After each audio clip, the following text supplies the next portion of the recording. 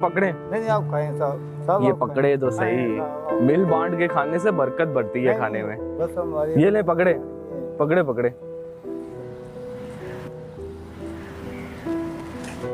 कई सेठ ऐसे हैं जाते जाते हमें दे जाते हैं, तो ये ले बेटा खा लो।